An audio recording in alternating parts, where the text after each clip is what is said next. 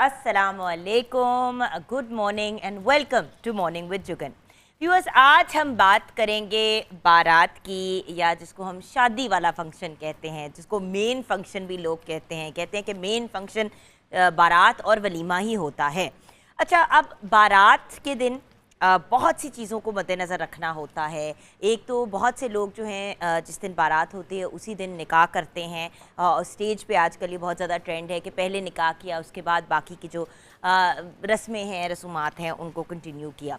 Main चीज़ तो वैसे भी निकाह ही होती है एंड वही सबसे इम्पॉर्टेंट एलिमेंट होता है। तो निकाह जब हो जाता है तो फिर बिद डिस्ट्रीब्यूट की जाती है। मेकअप जो बारात का होता है उस पर भी बड़ी तवज्जो दी जाती है। बारात के फंक्शन पे जो गेस्ट्स होते हैं उनकी भी यही कोशिश होती है कि वो बहुत ज़्यादा तैयार हों। आज आपने देखा है कि मैंने भी बहुत हैवी जोड़ा पहना है। मैं आमना अजमल के पास गई, जो हमारी आज की डिज़ाइनर हैं, जिनके कपड़े भी हम सारे आपके साथ शेयर करेंगे, आपको दिखाएंगे। गर्ल्स को हम एक थीम के तहत लेके चल रहे हैं, लेकिन मेरा दिल था कि क्योंकि देखिए बारात के रोज़ लड़कियां जो हैं वो जिसकी शादी होती है वो रेड पहनती हैं, तो जब बाकी लोग भी सारे रेड पहन लेते हैं तो मुझे वो थोड़ा सा ऑड इसलिए लगता है क्योंकि लगता है कि जैसे हम भी दुल्हन बनने की कोशिश कर रहे हैं। सो थोड़ी सी डिफरेंट चीज़ दुल्हन की, अगर आप बहन हैं या मदर हैं या नंद हैं, जेठानी है, तो मेरे ख्याल से जो ज़्यादा सेंसिबल चीज़ होती है वो ये होती है कि थोड़ा सा अपने कपड़ों को मुख्तलिफ रखें। मैंने तो ये भी देखा है कि लड़की ने जो पहना है उसी की थीम के साथ के सारे कपड़े जो हैं वो बाकी लोग पहन लेते हैं। खैर, वो तो अपनी अपनी चॉइसेस होती हैं, लेकिन हम आज इस पे भी डिस्कशन करेंगे कि आपकी ड्रेसिंग क्या होनी चाहिए। एज अगर ब्राइड हैं आप, तो आपको क्या पहनना चाहिए। एंड देन जो साथ में फैमिली मेम्बर्स हैं, अगर वो मिलजुल के मतलब लगभग टाइप एक जैसा लगना चाहते हैं, तो उसके लिए फिर क्या ऑप्शंस और ऑल्टरनेटिव्स हैं। देन मेकअप की भी बात करेंगे। आज हेडलाइंस बाय मिकाल जुल्फ़िकार की तरफ से हमारे साथ महर नवाज़ हैं, जो क्रिएटिव डायरेक्टर हैं, उनसे भी बात करेंगे। ऑफ कोर्स आपकी, मेरी, हम सब की फेवरेट, मेरी लाडली मासूमा ज़हरा भी आज हमारे साथ हैं। मासूमा जी से भी मैंने बात, ये देखिए मेरे नहीं ये नज़र आ रही है आपको उधर। सो मासूमा जी से भी हमने बातचीत करनी है, डिस्कशन करनी है। आज उनसे मैंने यही रिक्वेस्ट की कि देखिए, बिद की किसी को समझ ही नहीं आती कि बिद का जो एक पाउच होता है जो दिया जाता है, ट्रेडिशनली क्या दिया जाता था, बिद में क्या डालना चाहिए, और उसके पीछे वो जो कहते हैं ना सेंस क्या है, उसके पीछे लॉजिक क्या है, ये बिद क्यों दी जाती है, और जब बिद दी जाती है तो उसमें क्या क्या चीज़ें डालें। देखिए, हर बंदा महंगी महंगी जगहों पे जाके बिद नहीं बनवा सकता। इट इज़ वेरी मतलब बहुत मुश्किल हो जाता है। सो एक बजट के अंदर रहते हुए हम कैसे बिद तैयार कर सकते हैं खुद घर पे। उसके अलावा बिद में जो इंग्रेडिएंट्स हैं उनके फ़वाइद क्या होते हैं। एंड देन ऑफ कोर्स कुछ आपके साथ रेसिपीज़ भी शेयर करेंगे। बारात के बाद ये जो बाल की जगह एक झाटा बन गए होते हैं, उस झाटे को कैसे खोलना है, इस पे भी हमने आज डिस्कशन करनी है। कुछ टेक्निकल चीज़ों की तरफ भी चलते हैं ना। देखिए, सिर्फ मेकअप और ज्वेलरी और कपड़े ये तो अपनी जगह एक बड़ी अमेजिंग चीज़ है। एंड देन डेकोर की अगर बात करें तो डेकोर हमारा किया है fantasy event creator Khalid Miraj Gauri साहब ने, तो उनका भी शुक्रिया। आज हम डेली कोशिश करते हैं कि थोड़ी सी लुक को चेंज करें अपने सेट की, और एक डिफरेंट, कल मिलाद पे बिल्कुल ही डिफरेंट लुक थी, आज हमने एक वाइट, गोल्ड, रेड और ब्लैक के टच के साथ आपके लिए एक डिफरेंट लुक क्रिएट की है। देन ज्वेलरी जेवर बाय रिजवान बट, तो एक बहुत ही अमेजिंग बुके ऑफ गेस्ट हमारे साथ हैं। देन बहुत ही प्यारी सी जैस्मिन जो है, आज उनका लाइव मेकअप हो रहा होगा। हम मेकअप पे भी डिस्कशन करेंगे, आपको मेकअप करके भी दिखाएंगे। Then Hina Malik, Jiya Malik and Maria जो भी हमारे साथ हैं, तो ये सब लोग हमारे साथ हैं। End of course Nimra Mehra भी आ गई हैं, और मुझे इस तरह करके देख रही हैं कि मेरा नाम क्यों नहीं लिया, क्योंकि अभी निम्रा सेट पे आई नहीं है मैडम जो हैं, तो उनसे हम बाद में बात करेंगे। वो मुझे गंदी लुक्स दे रही हैं। आज तो वो पूरी प्रिंसेस बन के आई हैं, लेकिन वो हम आपको बाद में ही दिखाएंगे। और हमारे साथ हमारे जो मेहमान हैं अटेंडिंग द वेडिंग, जो ऑफ कोर्स हमारे मुल्क के रिनाउंड स्टार्स हैं, मलकू जी, उनका नाम ही काफ़ी है, लिटरली लोकल और इंटरनेशनल लेवल पे बहुत ज़्यादा फेम हासिल की, पाकिस्तान का नाम रोशन किया। दैन हमारे छोटे उस्ताद शुजात अली खान, बहुत ही प्यारे से मेरे भाई। दैन निम्रा मेहरा भी होंगी, शरियार अली भी होंगे, सुमन शेख भी होंगी, तो बहुत से लोग हैं आज प्रोग्राम में। हल्ला गुल्ला भी होगा, बातचीत भी होगी, मेकअप भी करके दिखाएंगे, टिप्स एंड ट्रिक्स भी आपके साथ शेयर करेंगे। अब ब्रेक की तरफ जाते जाते मेरे ख्याल से जब सुपरस्टार मलकू हमारे साथ हैं, तो उनको ही सुनते सुनते ब्रेक की तरफ चलते हैं। जी मत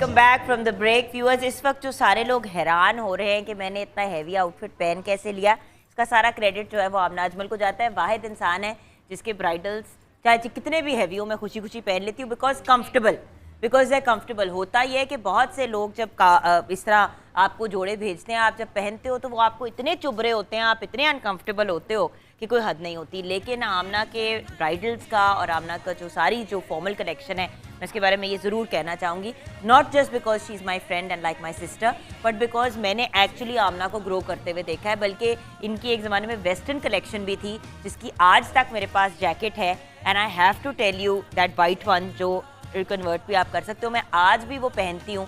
इट्स अमेजिंग। अच्छा, अब ज़रा सा मैं बात करना चाहूँगी मलकू जी आपसे।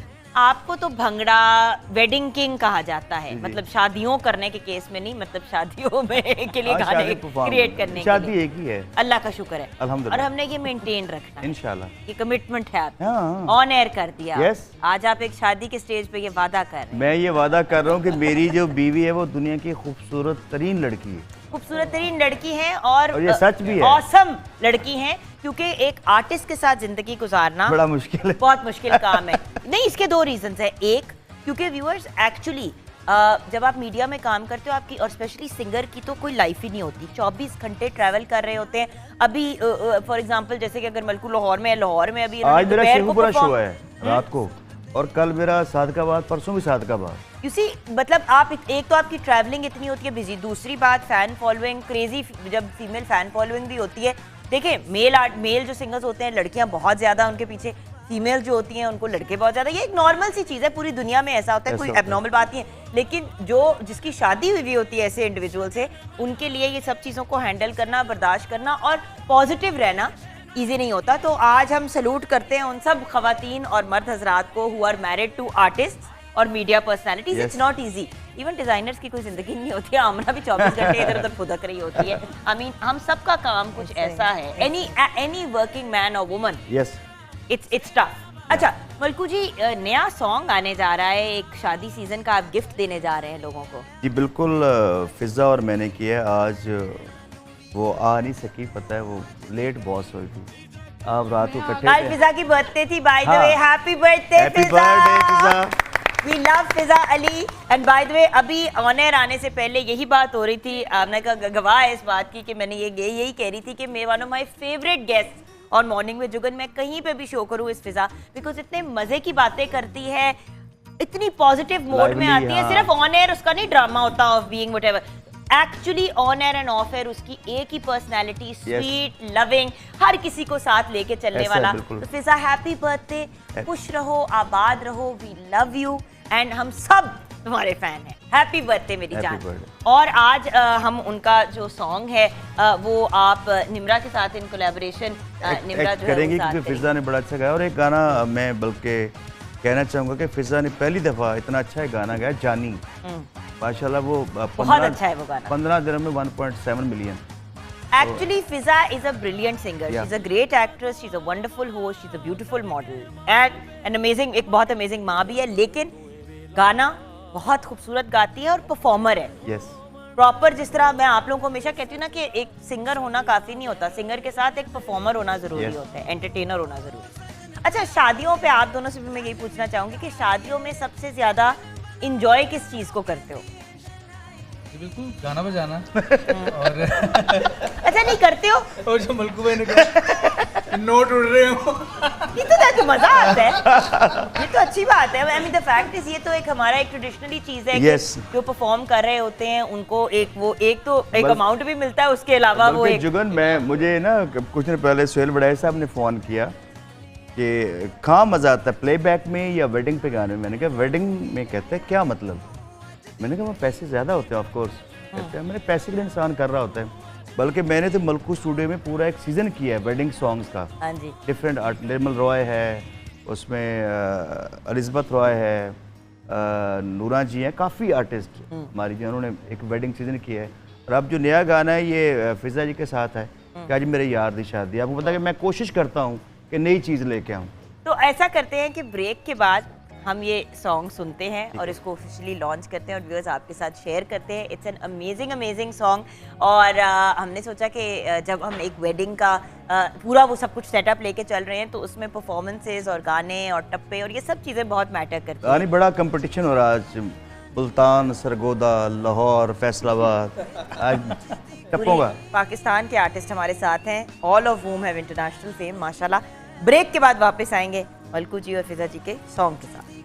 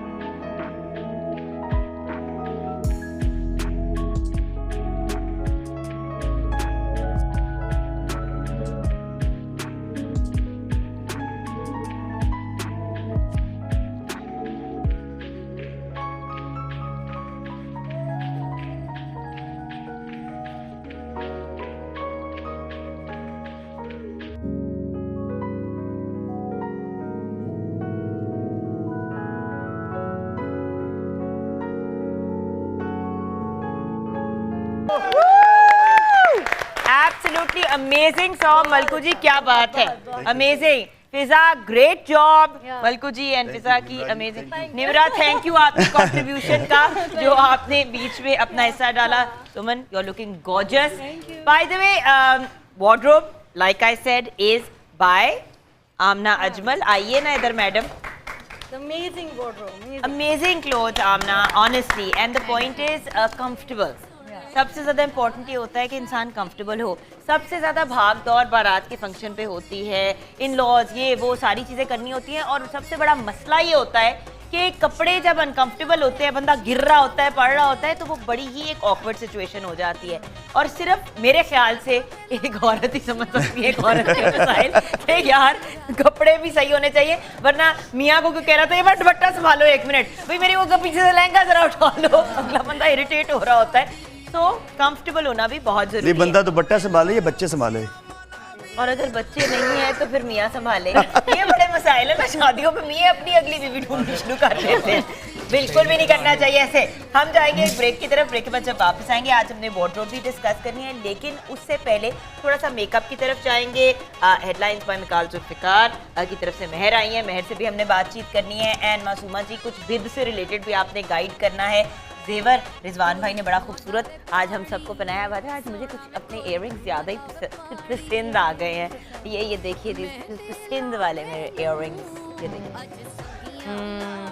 खुश ना हो तुम्हें नहीं मिलना। अच्छा निम्रा यार बस बिल्कुल नहीं मिलने तुम्हें, बल्कि निम्रा ने जो चीजें पहनी होती मैं ले ली थी, उस तरह से खड़ा करना था, मैंने ले लिया और पहन के उसको कीमा निकाल दिया। Oh my God. मैंने खुशी से दिया और मैंने भी जबरदस्ती ले लिया। अच्छा यहाँ पे हम ब्रेक की तरफ जाएंगे, ब्रेक के बाद वापस आएंगे, बारात सेलिब्रेट कर रहे हैं।